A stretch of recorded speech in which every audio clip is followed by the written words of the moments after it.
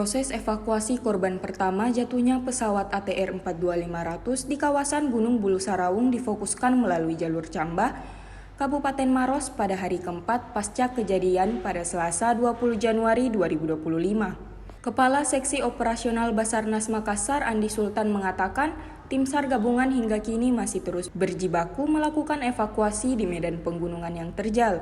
Menurutnya, jalur darat melalui Cambah menjadi opsi utama dalam rencana evakuasi korban. Kepala Basarnas Makassar Muhammad Arif mengatakan upaya evakuasi terhadap 2 korban yang telah ditemukan masih terus dilakukan. Namun kondisi cuaca di puncak Gunung Bulu Sarawung belum bersahabat. Kabut tebal disertai hujan deras masih menyelimuti area pencarian dan evakuasi. Akibatnya proses evakuasi tidak memungkinkan dilakukan melalui jalur udara. Tim SAR pun memutuskan melakukan evakuasi melalui jalur darat dengan menerapkan opsi estafet paket. Ia menjelaskan personel SAR akan ditempatkan di sejumlah titik dengan jarak sekitar 350 meter. Penempatan tersebut dilakukan untuk mempermudah proses pengangkutan jenazah dari lokasi penemuan menuju titik aman. Total korban yang telah ditemukan hingga hari ketiga pencarian berjumlah 2 orang. Sebelumnya, 1 korban lebih dahulu ditemukan pada hari sebelumnya, di lereng sedalam 200 meter. Sementara korban kedua ditemukan pada kedalaman 500 meter. Meski demikian, Basarnas belum dapat memastikan identitas korban yang baru ditemukan tersebut.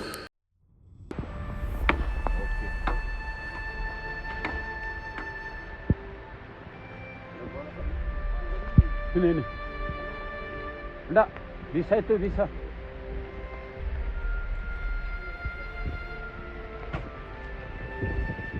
Ada wedding lagi. Ada dekor lagi wedding. Oh ya, pasang itu. Ya.